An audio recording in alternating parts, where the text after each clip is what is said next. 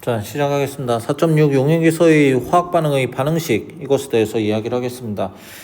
앞에서 4.5까지 침전 반응에 대해서 이야기를 했는데, 침전 반응에서 이야기했던 그 화학 반응식에 대해서 이제 이야기를 하고, 여기에서 양적 관계, 이러한 것들, 그 다음에 구경꾼 이온, 알자이온 반응식, 이런 것들에 대해서 좀 더 정확하게 알아보는 시간으로 가지려고 합니다.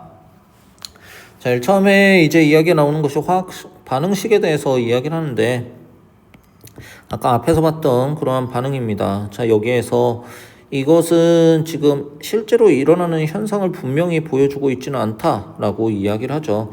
실제로 일어나는 현상은 여기에서 수용액 속에서 어떻게 이 앙금이 생성되는지 이것을 보여주는 게 핵심이라고 볼 수가 있습니다.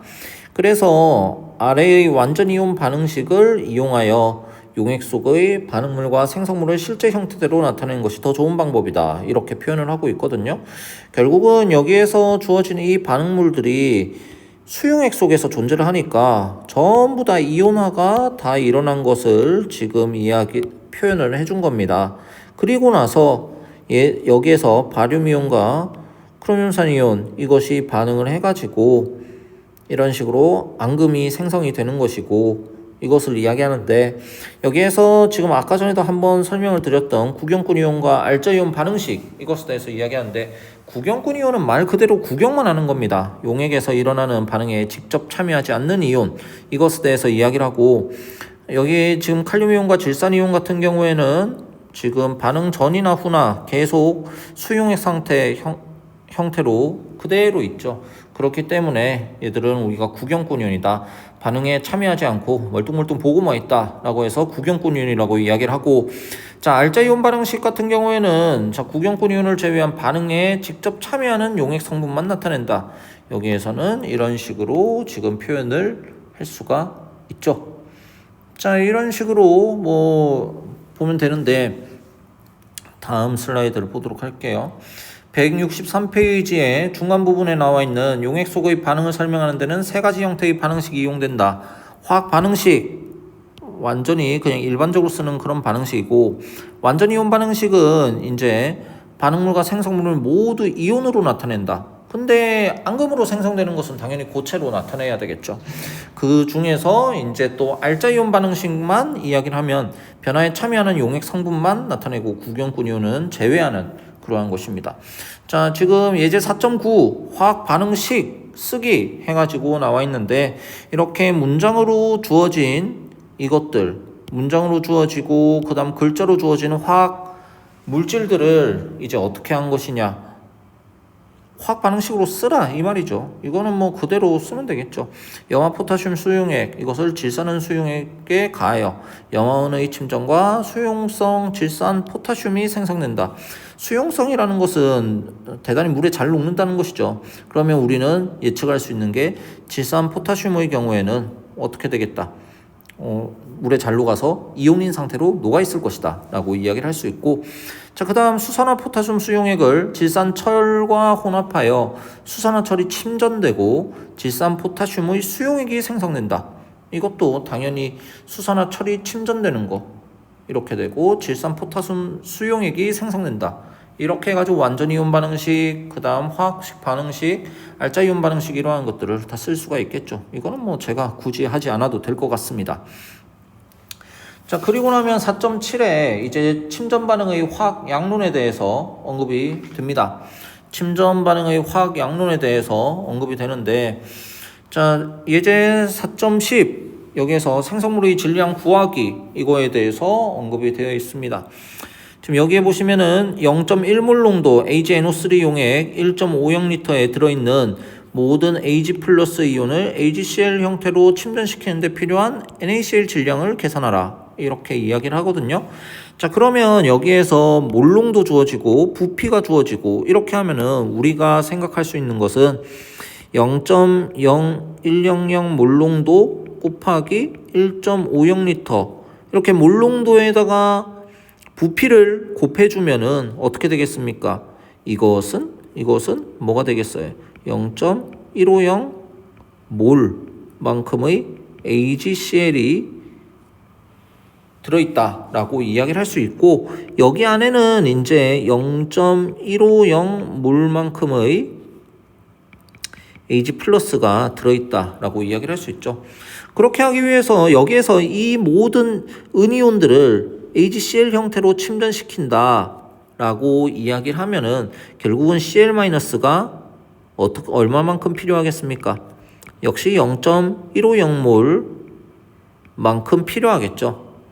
자, 이만큼 필요하고, 즉 이 0.150몰 만큼의 Cl-는 어디에서 기인한 것이냐? NaCl 0.150몰 만큼이 있어야 되겠죠. 자, 그런데 이것을 이제 질량으로 환산을 한다면은 어떻게 해야 되겠습니까? 여기에다 NaCl의 화학식량을 그대로 곱해주면 되겠죠. 58.44 뭐 그거에 대해서 곱해주면은 질량이 여기에 나오는 것처럼 8.77g 이런 식으로 튀어나오게 된다. 뭐 이렇게 보시면 되겠죠. 자, 그러면 되겠고, 그러면 예제 4.10 이거 충분하게 할 수가 있을 거고요. 자, 문제풀이 전략 뭐 이렇게 나와 있는데, 뭐 지금 1단계부터 6단계까지 뭐 나와는 있습니다. 뭐 그런데 뭐 크게 어려운 내용은 아니에요. 한번 보시면 되겠고요. 자, 예제 4.11에 보시면은 생성물의 질량 구하기 2 해가지고 나오는데, Na2SO4와 PbNO3 수용액을 섞으면 지금 PbSO4가 침전된다 이렇게 이야기를 하거든요. 자, 이때 질산납 0.0500 몰농도 1.25L와 그 다음에 0.025 몰농도 Na2SO4 2L 이걸 혼합하였을 때 생성되는 황산납의 질량을 계산하라 이렇게 이야기를 합니다. 자, 그러면 우리가 아까 전에도 이야기했지만 여러분 몰수는 몰농도 곱하기 뭡니까? 부피잖아요. 맞죠? 자, 그러면 여기에서 우리가 기대할 수 있는 것은 몰농도와 부피를 곱하게 되면 0.0625 몰만큼의 PbNO3 이렇게 이만큼이 들어있다라고 이야기를 할 수 있고, 여기에서 이제 앙금 생성이 되는 침전 반응이 일어나는 우리한테 중요한 납이온 같은 경우에는 어떻게 되겠냐? 역시 0.0625 몰농도 이렇게 되겠다. 뭐 이거 달리 쓰면은 6.25 곱하기 10의 마이너스 2승 몰 이렇게 되겠죠. 자, 그리고 여기에서 Na2SO4 여기에서 우리가 몰농도와 그 다음에 부피가 있으니까 이 둘을 곱하게 되면 0.0500 몰만큼의 Na2SO4를 우리는 들어있다라고 이야기를 할 수 있죠. 근데 여기에서 우리가 중요한 것은 역시 황산납, 그러니까 SO4E- 이것이 우리한테는 중요하죠. 그러면 얘는 얼마만큼 들어있느냐? 0.0500 몰만큼 이렇게 돼 있죠. 여기 뒤에 붙어 있는 이 00은 유효숫자죠. 유효숫자가 0.0500 이렇게 해가지고 유효숫자 3개 이거를 의미하죠. 자, 이런 식으로 되는데, 자, 그러면은 여기에서 뭐 그래요. 이것도 유효숫자 맞춰가지고 5.00 곱하기 10의 마이너스 2승 몰 이렇게 되고요. 자, 이런 식으로 이야기를 하는데, 자, 그러면 제가 표시를 해볼게요. 이 값이랑 이 값에서 우리가 한계 반응물이라고 생각을 하는 것, 한계 반응물이라는 것은 먼저 소진되는 물질이잖아요. 맞죠? 먼저 써볼게요. 먼저 소진되는 물질. 그건 누굽니까? 양이 적은 SO4E-가 되겠죠. SO4E- 이것이 지금 여기에서는 한계 반응물이 될 거고요. 그러면은 역시 PbSO4는 PbSO4 생성되는 몰수는 얼마만큼 나오겠다? 5.00 곱하기 10의 마이너스 2승 몰만큼이 나오게 될 겁니다. 근데 이것에 대해서 지금 질량을 계산하라고 이야기를 했잖아요. 그러면 여기에 곱하기 화학식량 PbSO4의 화학식량 곱해주면 몇 그램이 나오겠죠. 이게 답이 되겠죠. 안 그렇습니까? 여기에도 보시면 이렇게 해가지고 한 15.2g 2g이 나온다. 뭐 이렇게 표현을 하죠. 맞죠? 자, 이렇게 해가지고 풀면은 4.11 충분히 풀 수가 있을 거고요. 자, 4.8에서 지금 보시면은 산염기 반응에 대해서 언급을 하고 있습니다. 우리가 일반적으로 산염기 반응, 중화 반응에 대해서 이야기를 할 때는 보통 일반적으로 우리가 그걸 많이 이야기를 하죠.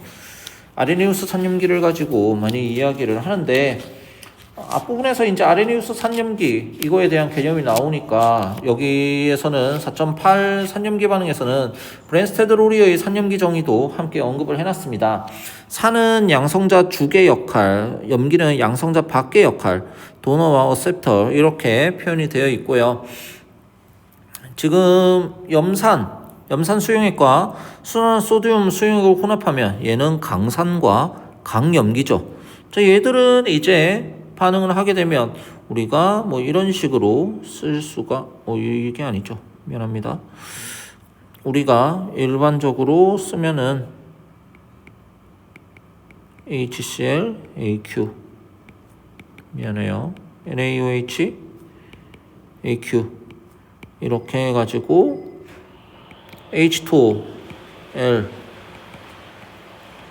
NaCl, AQ 이렇게 해가지고 나오죠. 자, 이거는 우리가 화학 반응식 이렇게 표현한 것이고, 이때 여기에서 Na 플러스와 Cl 마이너스는 반응에 참여하지 않은 구경꾼 이온이고, 실질적으로 알자 이온 반응식에 대해서 적으면은 이렇게 적을 수가 있죠. 자, 이렇게 얘기하고, 이렇게 아레니우스 산과 아레니우스 염기가 반응하는 산염기 반응은 우리가 흔히 중화 반응이라고 이야기를 하고요. 중화 반응의 알자 이온 반응식은 이런 식으로 일반적으로 이야기를 하고, 이때 중화열도 함께 발생을 합니다. 열은 뭐 그거긴 하지만 에너지의 개념이고 물질의 개념이 아니죠. 중화열을 이런 식으로도 표현을 할 수는 있죠.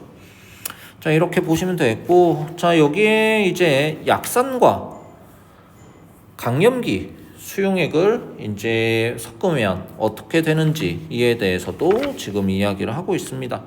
자, 이 내용은 지금 167페이지에 뭐 나와 있는데, 아스트산 분자 같은 경우에는 99%가 해리되지 않은 상태. 그러니까 아스트산은 약산이죠. 약산. 아까 전에도 얘기했지만. 그런데 수산화 포타슘 얘 같은 경우는 완전히 해리되어서 K 플러스 OH 마이너스 이온을 만든다. 자, 강염기 이렇게 됩니다. 자, 이것을 이제 혼합하게 된다라고 하면은, 자, 이때 어둠용에서 아무 반응도 일어나지 않았을 때 존재하는 화학종은 자, 이거 이런 식으로 나오게 됩니다. 자, 그런데 여기에서 지금 OH-의 자체가 이제 양성자에 대한 큰 친화력이 있다. 이렇게 지금 표현을 해놨죠. 그래서 아스트산으로부터 양성자를 빼앗아 올 수 있다. 그래서 일부 물로 되고, 그 다음 아스트산 이온이 이제 또 생성이 되는, 이게 굉장히 극소량 일어나긴 한다 라고 이야기를 하고, 자, 여튼 수산화 이온은 셋염기이므로 물에 녹아 어떠한 약한 산과도 완전히 반응할 수 있다. 이렇게 지금 표현을 해두었습니다. 자, 이렇게 보시면 되겠고, 자, 네, 뭐 문제풀이 전략 해가지고 나오는데, 이것도 뭐 그냥 한번 읽어보시면 될 것 같습니다. 자, 그렇게 해가지고 지금 중화반응 이것에 대해서 이야기를 하는데, 자, 중화반응에 대해서 우리가 이야기를 할 때 그게 있죠. 이것도 우리가 수식을 하나 생각을 할 수는 있죠. 무엇이냐 하면 바로 이 식을 우리가 생각을 할 수 있습니다. NMV equal N', V' 이런 식으로 우리가 표현을 할 수 있죠. 여기에서 N이라고 표현하는 것은 가수입니다. 가수. 산 또는 염기가 수소이온이나 수산화이온을 내놓는 정도, 라고 생각하시면 됩니다. HCl이나 뭐 NaOH 이런 것들 같은 경우에는 하나가 녹으면 H 플러스 하나를 내놓고 OH 마이너스 하나를 내놓고 이런 식으로 하잖아요. 자, 그런데 두 개를 내놓는 것들도 존재를 하죠. 맞죠? 그렇기 때문에 뭐 가수 이렇게 표현하고, 자, 중화반응이라는 것이 또 생각을 하면은 결국 중화반응의 핵심은 우리가 중화점을 알아내는 것인데, 중화점이라는 것이 뭡니까? H 플러스의 몰수와 OH-의 몰수, 그러니까 수산화 이온의 몰수가 똑같아져 가지고 어떻게 되는 겁니까? 이게 이제 중성인 지점을 만드는 것이 중화점이 되는 것이죠. 맞죠? 자, 그렇다면은 우리가 결국 여기에서 핵심이 되는 것은 무엇이냐? 수소 이온의 몰수와 수산화 이온의 몰수가 똑같아지는 지점, 이것이 돼야 되는데, 자, 이때 여기에서 이것은 각각 가수라고 표현을 했고요. 자, 그 다음에 여기 라지 M은 무엇이냐 하면은 산의 농도 이렇게 되고, 여기에서는 산의 부피 이렇게 이야기를 할 수가 있습니다. 자, 그리고 여기에서 M' 같은 경우엔 염기의 농도라고 이야기를 할 수 있고요. 그 다음에 V' 같은 경우에 염기의 부피라고 이야기를 할 수 있습니다. 여기에 각각 농도라고 이야기를 한 것은 몰 농도를 의미하죠. 자, 이렇게 하면은 결국 이것이 나타내는 것이 뭐냐 하면은 왼쪽 식에서는 산의 몰 농도 곱하기 산의 부피 하면은 산의 무엇입니까? M 곱하기 V만 하면 산의 몰수죠. 맞죠? 거기에다가 이제 가수를 곱하게 된다면은 수소 이온을 얼마나 내놓느냐 이렇게 이야기를 할 수 있고, 그 다음에 M' 곱하기 V' 이렇게 하면은 염기의 몰농도 곱하기 염기의 부피하면 염기의 몰수죠. 염기의 몰수에다가 가수를 곱하게 되면은 무엇이 되겠습니까? 결국 OH의 몰수가 되는 것이고, 이 두 개가 똑같아지는 지점이 무엇이 되겠다? 우리는 중성인 지점, 중화점이라고 이야기를 할 수 있겠죠. 자, 그러면 대화형 예제 4.12에서 이것에 대해서 우리가 한번 해본다면, NaOH 같은 경우에는 가수가 이거는 1에 해당이 되고요. 그 다음에 HCl 역시 가수는 어떻게 되겠습니까? 역시 1이라고 이야기를 할 수 있습니다. 그렇게 해가지고 식을 한번 세워본다면은 1 곱하기 염기부터 한번 HCl부터 3부터 적읍시다. 0.100 곱하기 부피는 모르죠. V라고 둘게요. 그리고 NaOH 가수 1이고요. 그 다음 NaOH 몰농도 0.350 몰농도 이렇게 되고요. 그리고 나서 25ml 이렇게 하니까 곱하기 25 이렇게 표현할 수 있죠. 자, 그러면 우리는 V는 어떻게 구할 수 있겠습니까? V는 우리가 0.350 곱하기 25.0 나누기 0.100 이렇게 하면은 구할 수가 있겠죠. 그러면은 지금 여기에서 나오는 것이 8.75 곱하기 10의 마이너스 2승리터 이런 식으로 표현할 수 있겠죠. 뭐 크게 어렵진 않죠. 자, 이렇게 보시면 되겠고, 자, 4.13에서 중화반응 2에 대한 내용도 지금 나와 있습니다. 지금 여기에서는 앞에서 내용과는 조금 다르게 이 반응에 의해 생긴 물의 양을 계산하라 이렇게 이야기를 하고, 반응이 완결된 후 존재하는 H 플러스와 OH 마이너스의 이온의 농도는 얼마인가, 이거에 대해서 이야기를 하거든요. 결국 물의 양이 얼마나 생기느냐, 이거는 결국 H 플러스 OH 마이너스 해가지고 H2O, 이게 알짜 이온 반응식인데, 이 H2O의 양은 누구에 의해 결정이 됩니까? H 플러스 또는 OH 마이너스 중 적은 것에 의해, 숫자가 적은 것에 의해 결정이 되겠죠. 만약에 예시를 들어가지고 이게 두 개가 있고 이거 한 개가 있으면 H2O는 얼마가 나오겠습니까? 얘들은 항상 1대1로 반응을 하잖아요. 그럼 얘는 한 개가 되죠. 만약에 얘가 2개 있고 이거 3개가 있으면은 몇 개가 생기겠습니까? 1대1로 반응하면 2개에 의해서 2개가 생기게 될 겁니다. 만약에 4개, 5개, H 플러스 4개, OH 마이너스 5개 이렇게 있으면 어떻게 되겠습니까? 적은 것에 의해 결정이 된다 했으니까 H 플러스 4개 이만큼만 생기게 되겠죠. 결국은 어떻게 되는 겁니까? 물의 생성되는 것은 누구에 의해서? 한계 반응물에 의해서 결정이 된다. 이 내용에 대해서 하는 겁니다. 그리고 나서 한계 반응물만큼 반응하고 남은 것에 대해서 반응하고 남은 것이 H 플러스나 OH 마이너스 둘 중에 어떤 것이 남을까? 이거에 대해서 이야기를 하는 거고요. 그거 계산해 보면은 뭐 크게 어렵진 않죠. 그렇게 보시면 되겠고, 자 4.8에서 이제 산염기 적정에 대해서 이야기를 하거든요. 산염기 적정은 170페이지부터 지금 이야기를 합니다. 170페이지의 이 내용들은 뭐 크게 어려운 내용은 아니거든요. 크게 어려운 내용은 아닌데 여기에서 우리가 조금 생각을 해봐야 되는 것이, 적정이라고 이야기를 하는 것은 여러분들이 이미 잘 알고 있을 겁니다. 적정이라는 것은 잘 알고 있고, 자 당량점과 종말점 이거에 대해서는 여러분들이 확실하게 좀 알고는 있어야 될 겁니다. 당량점과 종말점, 이것이 우리가 당량점이라는 것은 우리가 이론적인 종말점이다. 여기에도 나와 있지만 화학 양론적 종말점 이렇게 표현을 하고요.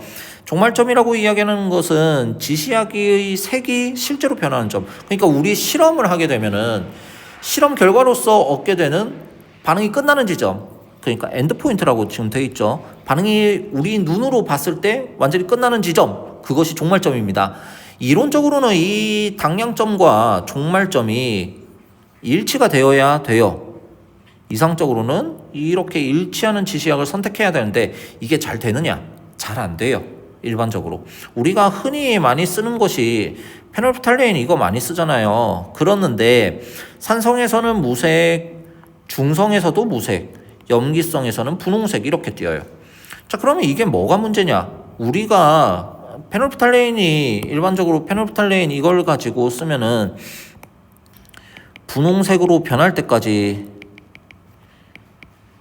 분홍색이 색으로 변할 때까지 적정을 진행합니다. 그런데 이 분홍색으로 변하는 지점을 우리는 pH가 7이 되는 이 지점, 이거를 우리가 중화점이라고 보통 생각을 하잖아요. 근데 분홍색으로 변할 때, 이때는 우리가 실제로는 어떻게 되는 겁니까? 실제로 이 분홍색으로 변할 때는 pH를 재면은 8에서 한 9 정도 돼요. 그러면은 이 중화점 pH 7인 지점과 차이가 발생을 하죠.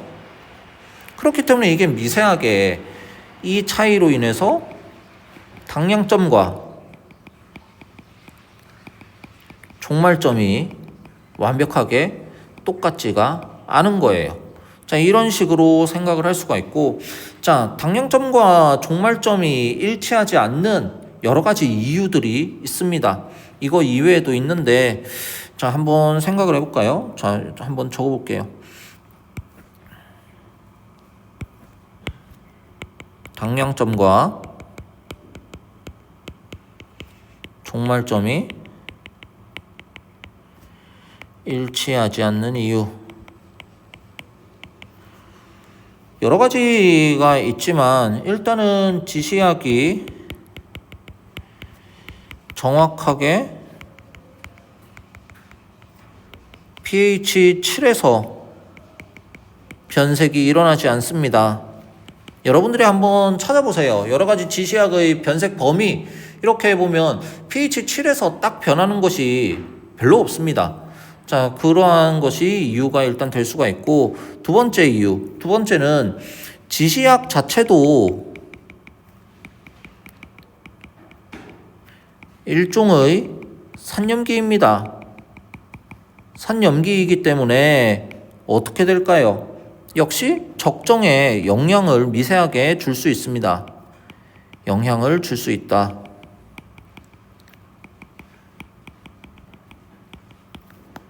그리고요, 또 어떤 이유가 있겠습니까? 실험자의 오류, 오차, 뭐 한두 방울 더 많이 넣을 수도 있겠죠. 맞죠? 자, 그 다음에 뭐 환경적인 우연오차, 랜덤 에러, 이러한 것들이 이제 이유가 될 수가 있겠죠. 자, 이렇게 보시면 되겠고, 적정을 올바르게 수행하는 데 필요한 조건, 뭐 이러한 것들에 대해서도 나와 있습니다. 한번 보시면 될 것 같고요. 자, 그리고 나서 산염기 적정, 그림 4.18, 산을 염기로 적정하는데, 자, 이때 가운데, 이때는 한 번씩 흔들어 주면서 지시약을 추가 첨가해 줘야 됩니다. 색이 변한다 해가지고 그만두는 게 아니라 이 흔들어 주는 과정이 필요합니다. 흔들어 준다는 것은 용액의 조성이 균일해지도록 하는 효과를 가져오죠. 자, 그렇게 해가지고 이제 색 변화가 완벽하게 일어났다 싶으면은 적정을 종료하는 것이죠. 자, 이렇게 보시면 되겠고, 이제 4.14. 자, 여기에서 아까 언급했었던 포타시움, 수소, 포타시움 표준 물질에 대한 내용이 나와 있고, 자, 이걸 가지고 지금 뭐 수산화나트륨 농도를 계산하라 나와 있는데, 이것까지는 뭐 제가 굳이 하지 않아도 될 것 같습니다. 자, 이렇게 하면은 산염기 적정까지 어느 정도 된 것 같습니다. 그 뒤에 이제 4.9 산화환원 반응이 나오는데, 산화환원 반응이 조금 복잡하고 이 부분에서는 시험에 꼭 나올 법한 내용들이 나오게 됩니다. 이거에 대해서 또 끊었다가 가도록 하겠습니다. 끝.